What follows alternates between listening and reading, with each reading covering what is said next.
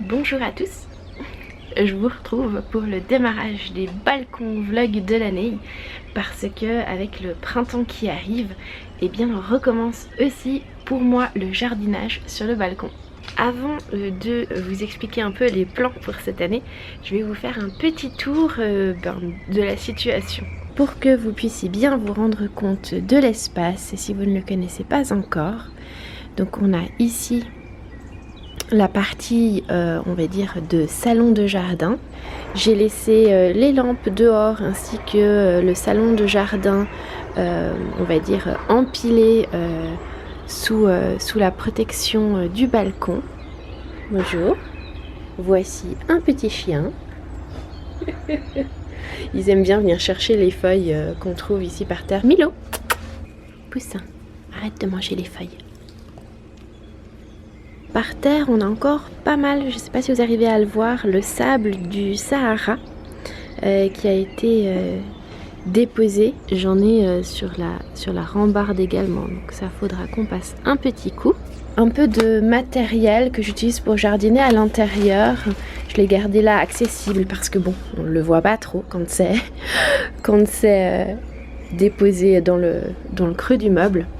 Donc dedans j'ai un peu de perlite, vermiculite, charbon, un petit bac dans lequel je mets de la terre lorsque je jardine en intérieur ou des choses à jeter, enfin à composter. J'ai mon amaryllis que j'ai sorti. C'est très léger, il va falloir que je l'arrose. Quelques pots de plantes d'intérieur. Là nous avons mon érable. Je me demande si je vais le tailler cette année parce qu'il commence à bien s'étendre. Donc je vais peut-être me renseigner pour faire une petite taille. Donc mes photinia qui ont perdu quelques feuilles, qui deviennent un peu rouges, il faut que je regarde au niveau arrosage et engrais. Comme vous voyez, j'ai un peu tout laissé à l'abandon pendant l'hiver. Je regarde ce que je replante en fait dans ce petit pot ou si j'enlève quelque chose. On a toujours notre poubelle à compost de la commune. Mes petits bulbes. Donc ils ont fini leur floraison depuis un bon moment. Donc ça, ce sont les bulbes safran. On peut voir, ils se sont tous bien reproduits en fait. Là où il y avait un bulbe, il y a 2, 3 pousses. Donc je pense que c'est bon signe. C'était une chouette expérience. On verra comment ça va continuer. J'aime bien en fait, je peux pas m'empêcher de venir et puis de les toucher. Je trouve qu'ils sont tellement agréables qu'il a clairement soif alors que je l'arrose. Je vais réinvestir mon balcon. Mes bébés palmiers qui ont super bien passé leur premier hiver dehors. Je suis méga contente. Pareil, je les ai légèrement arrosés pendant l'hiver à certains moments. Mais là, il faut de nouveau que je repasse et puis probablement que je nettoie un peu. Ce qui va nous intéresser là, c'est ce coin en particulier. Donc là, j'ai quelques sempervivum qui ont passé l'hiver dehors. J'ai oublié le nom de ces petites fleurs. Là aussi que je refasse un peu de nettoyage, que je leur permette de s'épanouir. Là nous avons un pot de menthe que j'ai complètement laissé à l'abandon et qui est en train de revenir à la vie par lui-même. Et la jardinière, en toute fin d'année, j'ai arraché en fait tout ce qui était sec parce que je trouvais que ça faisait très très moche sur le balcon vis-à-vis des voisins, etc. Et donc ma jardinière était à nu, ce qui n'était pas forcément une très très bonne idée, mais j'ai vraiment un peu abandonné le coin avec une fin d'année un peu compliquée. Donc je sais que je vais devoir faire 2-3 petites choses pour redonner vie à ce petit potager surélevé. Et dessous j'ai naturellement mon matériel de jardinage. C'est pratique en fait d'avoir pu le laisser là rangé dessous. J'aime bien le fait d'avoir un endroit pour le rangement intégré. Qu'est-ce que tu regardes? Qu'est-ce que tu regardes? Nous nous sommes donc installés devant ma jardinière parce que je vais prendre un petit moment pour vous parler de nos plans en fait pour ce printemps. Parce que l'année dernière, si vous avez suivi les balcons vlog 2020, j'ai installé donc cette jardinière surélevée sur un vrai coup de tête et je l'ai utilisée comme un bac à expérience. C'est-à-dire que j'ai planté plein de trucs dedans sans vraiment réfléchir à l'organiser de façon optimale. J'ai fait plein de petites choses dedans amusantes, certaines qui ont bien marché, d'autres un peu moins, parce que bon aussi j'ai eu des petits problèmes d'entretien et d'arrosage, ce qui fait que les tomates elles aiment pas trop les oublis d'arrosage, et puis bon il y a des petites choses qui n'allaient pas forcément bien ensemble mais qui ont survécu, et puis c'était sympa d'avoir des aromatiques, c'était sympa d'avoir les oignons. Qu'est-ce que j'avais planté? Ah oui, j'avais eu mon grand fail où en fait je me suis retrouvée avec un tournesol à la place d'une autre graine que je pensais avoir plantée. Ça c'était drôle comme fail. Bon, on a fait une pause tondeuse à gazon. Donc cette année, il va se passer des trucs chouettes dans cette jardinière. J'ai confié l'organisation de mon potager de balcon à Elsa de Félix Messis. Elsa, c'est une amie qui lance son business d'accompagnement en jardinage. Plus particulièrement tout ce qui est potager dans des petits espaces ou des balcons. Même si je fais des vidéos en partageant mes expériences de jardinage, je suis de loin pas une experte et je me considère comme étant une relativement débutante en jardinage. J'ai beaucoup de choses à apprendre. On vous en parlera en vidéo parce que du coup je l'ai invité pour vous en parler. Mais ce qui est vraiment génial et ce qui pour moi va être complètement nouveau, c'est l'organisation par rapport aux légumes les uns par rapport aux autres, le roulement dans l'espace, dans le temps, pour vraiment optimiser. Et ouais, enfin du coup cette année les vlogs de balcon, vous allez me voir semer, jardiner et expérimenter tout ça. Au tout début, j'étais pas très motivée par ma jardinière cette année, j'avais pas forcément d'idées, pas d'envie, et j'ai proposé à Elsa de s'occuper de ma jardinière pour l'aider. Mais je dois dire que depuis que j'en parle avec elle, je commence à avoir un élan, mais une de ces envies de jardinier qui commence à se réveiller en même temps que le printemps et en même temps que ce qu'elle est en train de commencer à me préparer. Je suis hyper emballée à l'idée de jardiner et de faire des vlogs, de partager cette expérience là, parce que dans mes vlogs vous le voyez bien, je vous partage la réalité des choses, quand il y a des fails, quand il y a des trucs qui réussissent, quand il y a des trucs qui... voilà, je partage un peu de tout pour vraiment partager cette expérience, ces ressentis du jardinage et ces sons de la nature. Il y a Milo qui est venu demander des câlins. Coucou.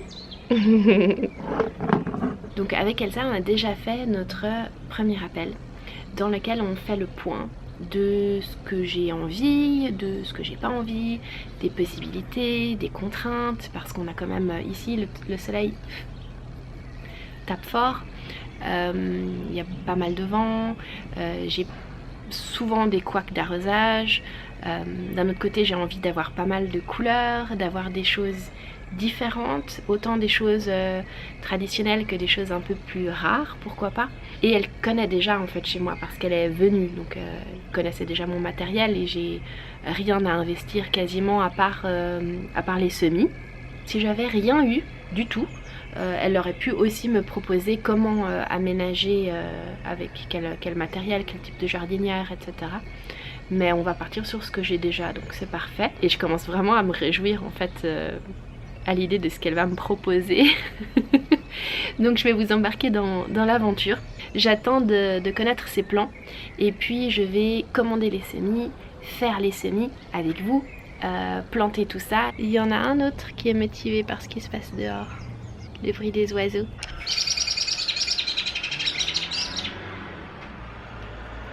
Donc on se retrouve tout de suite pour en savoir plus sur ce que Elsa va nous faire planter sur le balcon, parce que du coup on va prendre notre deuxième appel avec elle pour connaître sa planification.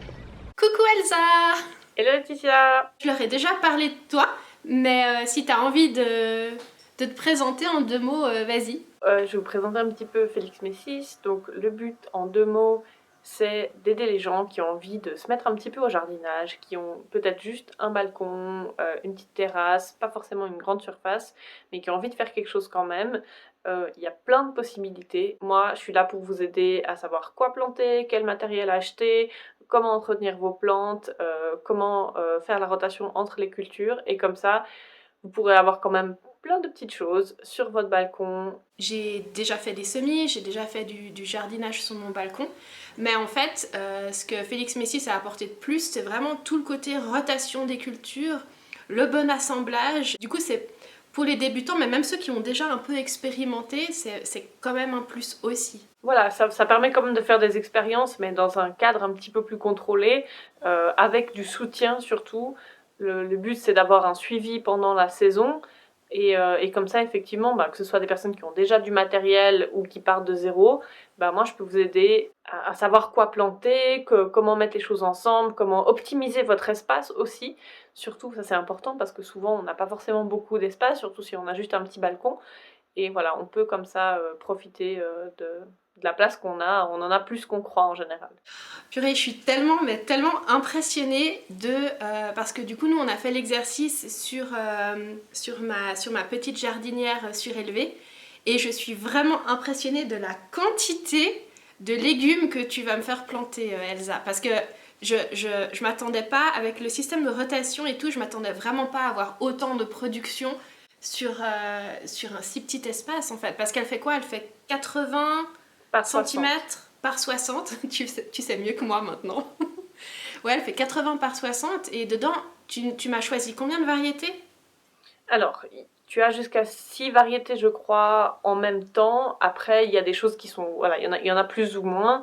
Les grands principes que j'ai utilisés pour toi, c'est le fait d'avoir différents types de légumes, c'est-à-dire soit des légumes racines, soit à fleurs, donc qui vont monter beaucoup plus haut, soit à feuilles, qui du coup seront un peu en surface. Le but, c'est de planter ensemble des légumes qui, du coup, au niveau espace, ne se feront pas compétition, et comme ça, on peut les mettre assez proches.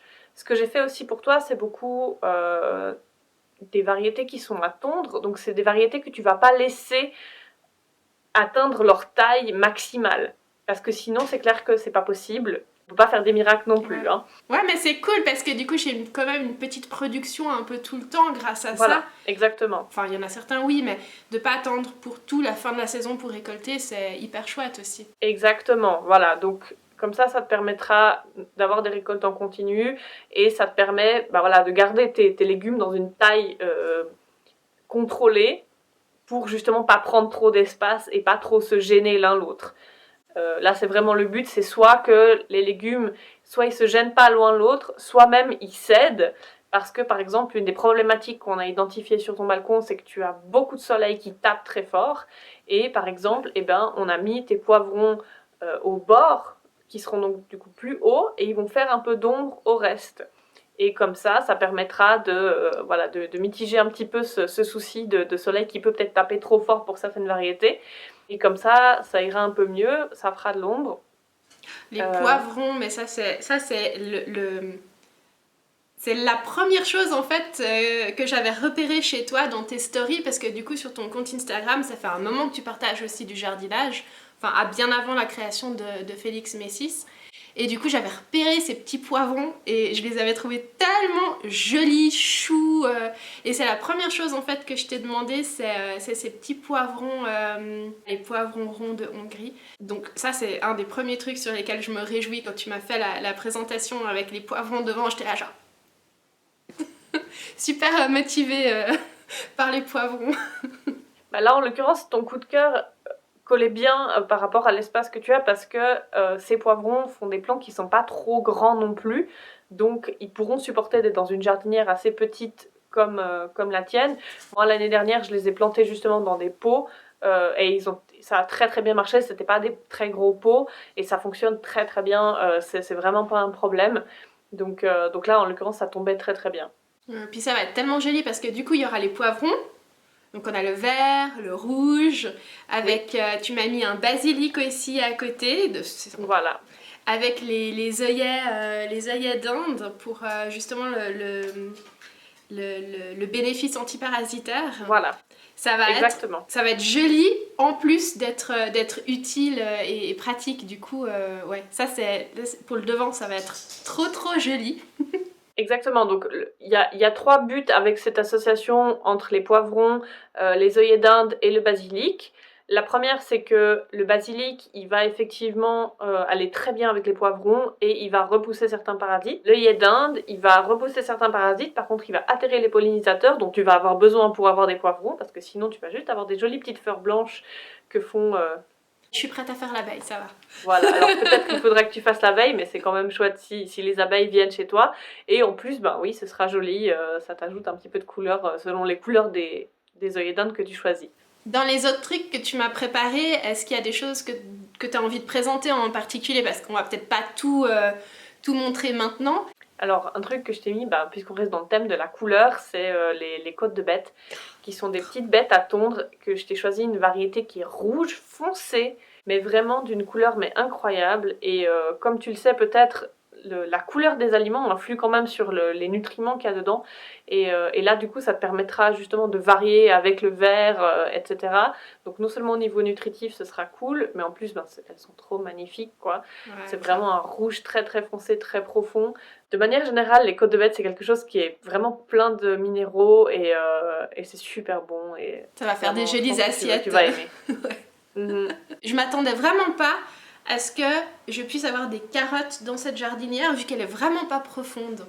Mais toi, tu m'as trouvé une sorte de carotte trop géniale à mettre. Oui, alors je t'ai proposé, je pensais pas au départ mettre des carottes non plus, puis j'ai un petit peu craqué. Parce que t'as bien fait parce que elles sont tellement choues. Ah, je suis trop contente.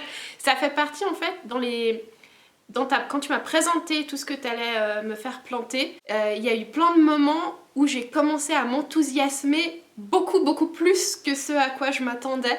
Parle-nous des carottes. Alors les carottes, c'est une variété qui s'appelle Marché de Paris, qui sont des carottes précoces, qui sont un peu en forme de boule comme ça, qui sont pas très grosses. L'avantage, ben justement, c'est que dans une jardinière peu profonde, ben, elles pourront quand même se développer parce qu'elles sont pas très longues.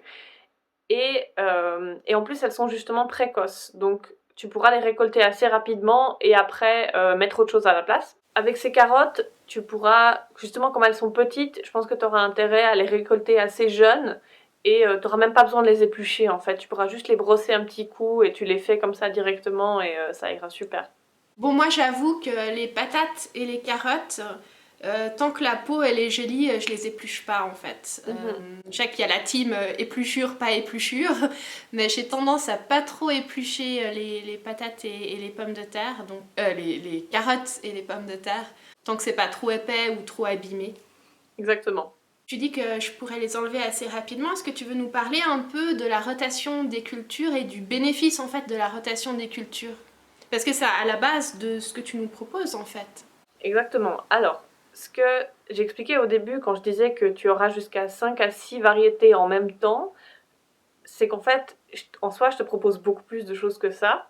Simplement, tout n'est pas en même temps, parce qu'il y a certaines variétés qui sont plutôt pour l'automne. Normalement, tu devrais avoir des récoltes jusqu'en décembre, à peu près. Avec tout ça, le but, c'est justement de ne pas perdre, d'optimiser, de rentabiliser un maximum ce petit espace que tu as. Donc, la plupart des légumes, de toute façon, ils font jamais une saison complète. C'est-à-dire que tu vas pas les faire pousser pendant la saison complète et les récolter. La plupart du temps, c'est une demi-saison et tu vas les récolter. Mais après, il te reste une demi-saison où, si tu laisses l'espace vide, ben, t'as rien et du coup, tu rentabilises pas et c'est dommage. Donc, à partir du moment où tu as un sol suffisamment riche et qui est bien entretenu, tu pourras, sans problème, dès que tu as sorti quelque chose, eh ben, tu plantes autre chose. Et ce qui est important pour ça, c'est aussi, quand tu vois que tu arrives au bout de certaines choses, tu fais déjà des semis avant en barquette. Comme ça, tu as tes plantes qui sont prêtes et tu peux les remettre direct à la place d'autres choses et ainsi faire une rotation et avoir toujours des récoltes et rentabiliser ton petit espace. C'est sûr qu'il faut un bon sol. Ouais. Il faut un bon sol bien fertile, qu'on utilise du compost, de l'engrais, peu importe. Ça, c'est encore un autre choix personnel, mais c'est vraiment important d'avoir un bon sol, sinon c'est clair qu'on va juste épuiser le sol et ça va pas marcher. On peut assez rapidement refaire un sol qui est correct. Si vous achetez du terreau qui est neuf, vous avez déjà beaucoup de nutriments dedans, vous n'avez pas forcément besoin de remettre de l'engrais dedans, en tout cas pas dans un premier temps. Après, ça dépend toujours de quelles plantes vous mettez, si elles sont très gourmandes en nutriments ou pas. Moi j'ai commandé mes graines, donc je ferai la suite et les semis selon tes recommandations, je le ferai aussi en vidéo. Préparer ma jardinière aux plantations sur ces recommandations-là, je le ferai aussi. Est-ce qu'il y a autre chose dont tu as envie de parler en relation avec le process avec Félix Messis? Je t'ai envoyé des fiches pour chaque légume, pour chaque variété, comment l'entretenir et comment le faire. Je t'enverrai également des recettes sur comment les cuisiner, du coup quoi faire après avec. Trop bien, ça c'est cool. Pour moi, c'est comme avec le compost, il y a vraiment un cycle et il faut aller jusqu'au bout, quoi. C'est vraiment ma philosophie. Juste une précision aussi, comme tu le disais, avec toi, je connaissais déjà ton espace et ton balcon, ta jardinière. Par contre, pour moi, c'est vraiment important ce que j'apporte aux gens, c'est que, oui, les fiches que je donne, c'est les mêmes pour tout le monde. Par contre, la disposition et tout ça, c'est vraiment sur mesure pour chaque espace, pour chaque personne. Donc, non seulement par rapport à la taille du balcon, à la taille de la jardinière, etc., mais aussi par rapport aux envies de la personne. Voilà, si la personne n'a pas beaucoup de temps, peut-être je vais pas mettre des variétés qui demandent beaucoup plus d'entretien que d'autres. Un de mes besoins, c'était que ça soit pas trop gourmand en arrosage, parce que j'ai tendance à oublier d'arroser, ou que ça soit compliqué pour moi d'arroser. Donc du coup, dans la sélection que tu m'as faite, il n'y a pas de choses qui vont crever au premier manque d'eau en fait. Donc ça c'est aussi, tu t'adaptes vraiment au rythme de vie de la personne en fait. Voilà, exactement. Le but c'est vraiment de prendre tous les aspects en compte et d'arriver à trouver la meilleure solution possible pour la personne. Je mettrai les références de contact. En particulier, tu es très active sur Instagram avec des très jolies stories de semis en ce moment. Oui.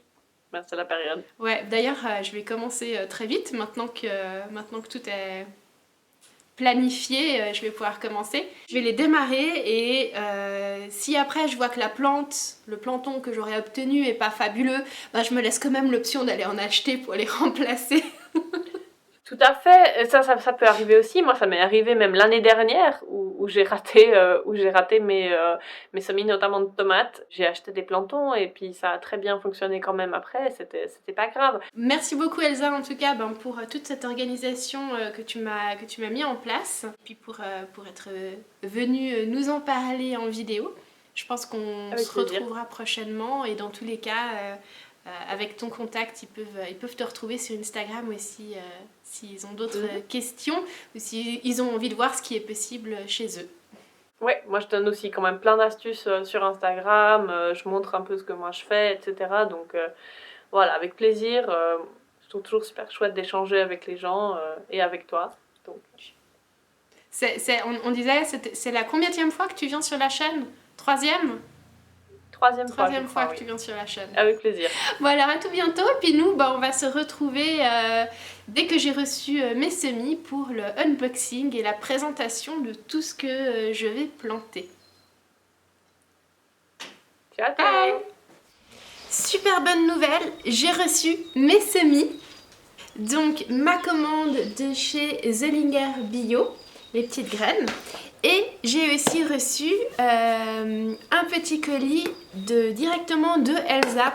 Donc, je vais commencer parce que Elsa m'a envoyé.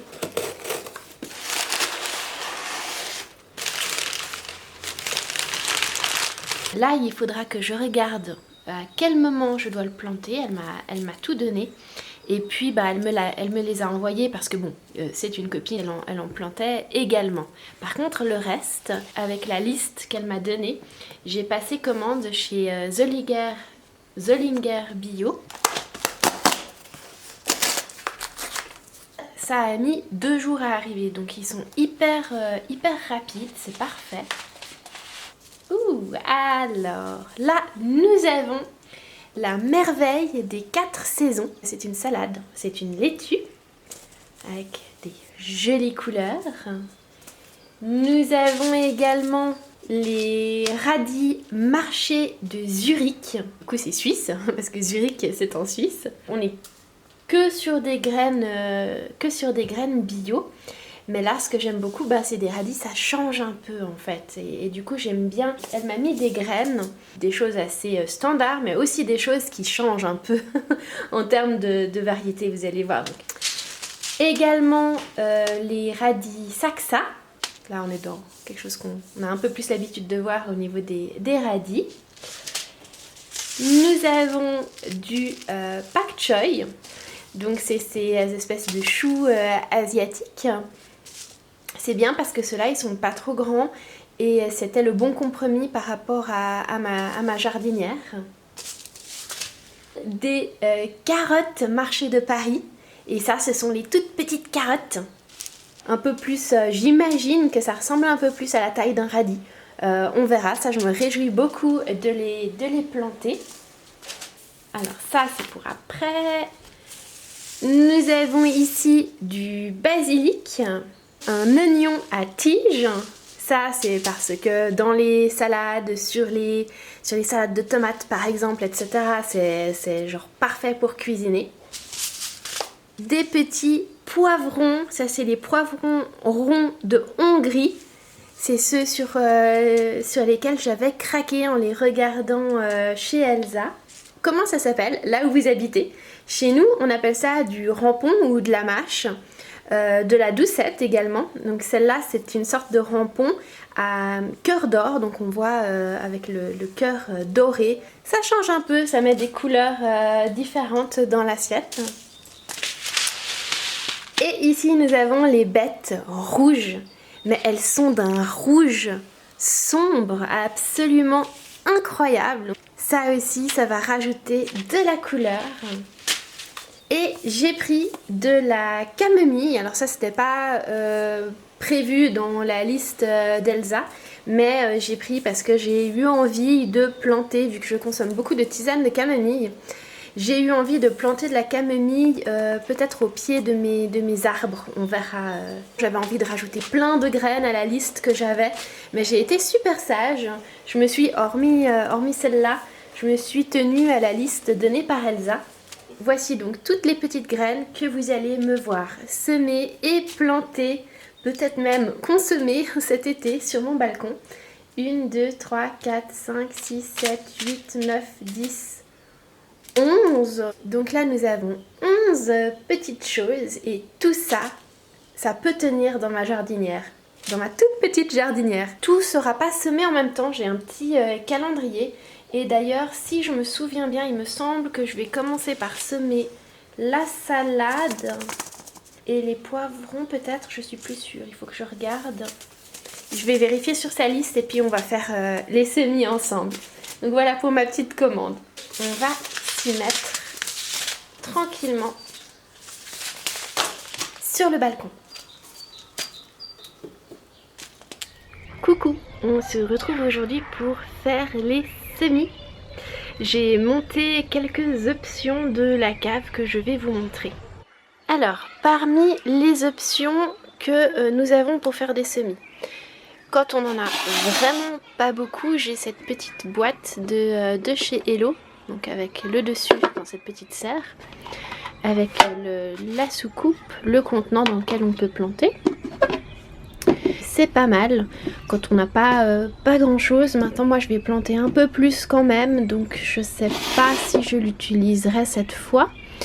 Cette petite serre là qui a des alvéoles, donc on a le dessus de la serre qui vient sur le dessus, le contenant qui sert de soucoupe et puis donc les alvéoles qui se dégradent ensuite dans la terre. Ça c'est une option. On a la petite serre, je ne sais pas d'où elle vient celle-là. Donc celle-là je l'aime bien, enfin on voit que c'est déjà utilisé plusieurs fois, même abîmé avec le temps. Donc là j'ai gardé des petits contenants que j'utilise en général pour les violettes africaines. Ça peut être une option aussi. Réutiliser des contenants alimentaires, c'est pratique aussi. Puis là, ça, vous m'avez vu utiliser les autres années. Donc pareil, la soucoupe, le contenant alvéolé et le dessus. Pour le moment, les semis resteront de toute façon en intérieur. Je les sortirai la journée quand il fait beau. Mais ça reste couvert, tout reste couvert au début pour que ça soit bien, on va dire, humide. J'ai remonté aussi mes engrais. Donc ils sont neufs, ceux-là, je les ai pas. Celui-là, je suis pas sûre si je l'ai déjà utilisé. Oui, celui-là, je l'ai déjà utilisé, mais pas encore celui en granulé. Donc je vais utiliser celui qui est en granulé pour renourrir un peu ma jardinière, repréparer la terre en attendant que je puisse y planter les légumes.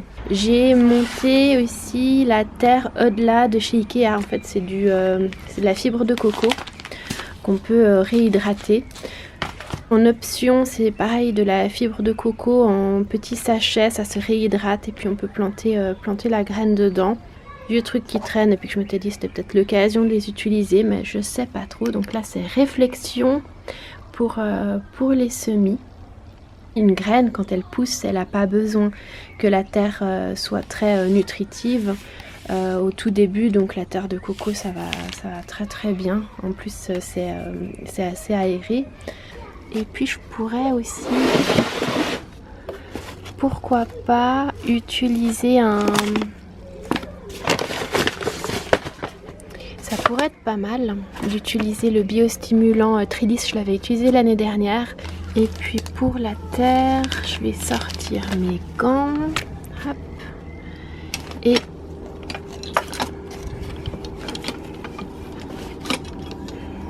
sans oublier les étiquettes. Pour la terre de coco, il suffit donc de la réhydrater avec de l'eau.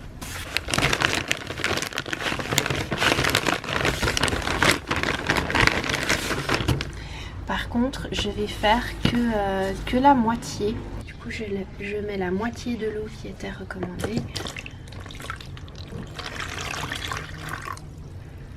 Voilà. Ça, c'est trop petit si je veux tout mettre ensemble. Ça sera pas forcément adapté pour les tagettes. Et ça, c'est trop grand, donc je vais partir sur celle-là. Je pense que ça ira en attendant parce que j'ai pas envie de m'embarquer dans trop. Là je dois planter les poivrons, je dois commencer les laitues et puis je vais faire les tagettes de façon raisonnable. Non, c'est bien, c'est raisonnable. J'ai tendance à toujours faire trop et du coup là je préfère rester sur petit, surtout que ça à la cuisine ou dans ma plantagère ça prendra pas de place, c'est parfait. Et puis pour commencer là maintenant je pars là-dessus, puis rien ne m'empêche plus tard de partir sur plus grand. C'est quand même trop pratique les griffes, c'est top d'avoir du substrat disponible facilement comme ça.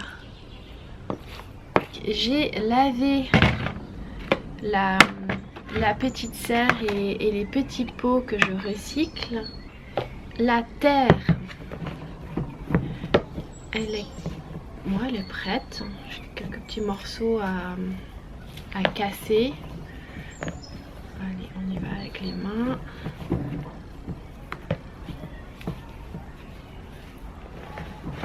On est pas mal. On est pas mal. Là je dirais qu'il y a quoi, les 2 briques de lait, on va dire 2 litres, une cuillère à soupe pour 1 litre. D'accord, alors on va en mettre 2. On mélange. Ça va aider aussi un peu au niveau de l'hydratation. Et puis les champignons mycorhiziens, ils sont là aussi pour travailler avec les racines, pour permettre un meilleur enracinement, une meilleure nutrition de la plante. Enfin, tout ça, c'est censé aider à avoir des chouettes petites plantes. semer là maintenant dans mes petits pots, ça va être la merveille des 4 saisons et le poivron rond de Hongrie. Ce sont ceux-là que je vais semer maintenant pour que la rotation se fasse correctement et surtout que je commence ceux-là au bon moment. Alors pour les laitues, elle m'a dit que je pouvais mettre 2 fois 5. Poivrons, elle m'a dit d'en faire... Bon, elle m'a dit que je pourrais en mettre 2 plants maximum dans ma jardinière. Mais vu qu'on n'est pas sûr que toutes les graines prennent et que de toute façon je pourrais en donner, je vais en faire un peu plus. Bon, du coup, je vais faire les poivrons là-dedans parce que c'est plus grand. Et là-dedans, je vais faire mes tagettes. Voilà. Je mets déjà un peu de terre dans chacun de ces pots.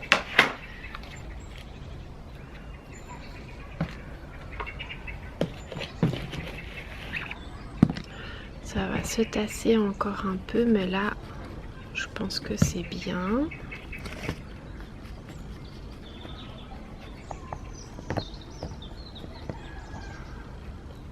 Ça me paraît bien et j'ai juste encore assez dans mon bac pour recouvrir après. On a dit que les poivrons, ça serait là-dedans. Semer au début mars en pot dans un endroit chaud, c'est pour ça que ça va rester à l'intérieur.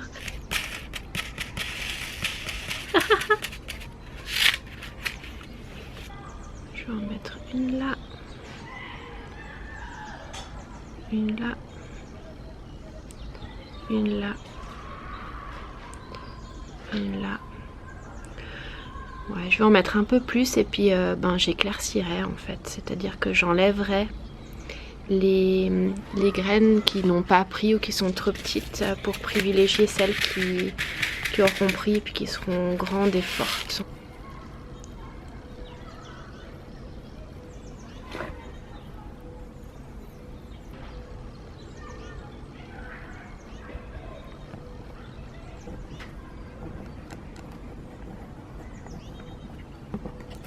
Et comme ça, on a les premiers semis.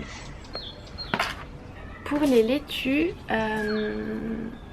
apparemment, c'est un peu plus profond. Du coup, j'ai enlevé un peu de terre. Je vais en mettre 5 par pot. C'est tellement petit. Je vais faire comme ça. Allez. 1, 2... On est d'accord que là il y en aura plus que 5, mais en attendant,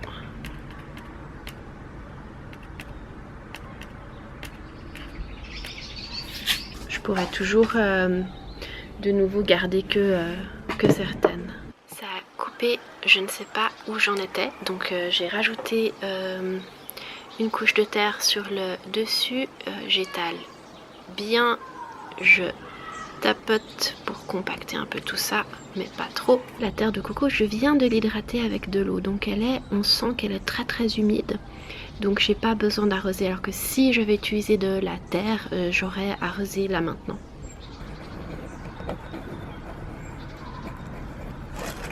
Merveille, merveille, oui c'est bien quand c'est étiqueté. Ça commence à s'assombrir. Du coup, pour les tagettes, je suis pas encore sûre lesquelles je voulais planter. La terre est déjà prête, donc ça je pense que je le ferai ces prochains jours, mais je vais pas les planter aujourd'hui. Aujourd'hui, par contre, j'ai pu faire les semis de poivrons et de merveille des 4 saisons.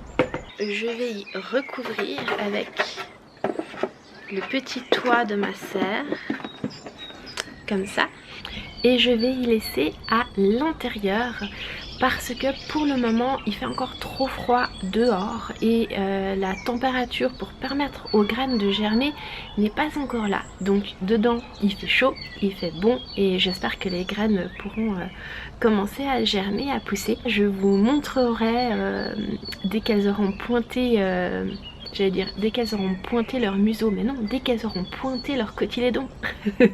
Niveau terre, j'ai plutôt bien géré, il reste ça. Cette année, hormis les graines que j'ai dû commander sur internet, j'ai absolument rien acheté. Ouais, non, j'ai rien acheté d'autre pour le balcon, j'ai fait avec ce que j'avais. Par contre, j'ai commencé à regarder pour le bac et la terre, elle est tellement condensée, je vous mettrai des images, que je dois gratter avec la griffe et honnêtement ça me gonfle un peu et puis surtout cette terre je l'aime pas beaucoup. Du coup j'ai quand même envie de regarder si j'achète pas un sac de terreau pour remplacer la terre. Voilà, je réfléchis encore comme pour les tagettes. Là ma tête elle a besoin de temps pour mettre les idées en place. Et voilà, bienvenue dans cette nouvelle série de vlogs de balcon. J'espère qu'elle vous plaira. Je vous fais tout plein de bisous et je vous dis à bientôt dans la prochaine vidéo.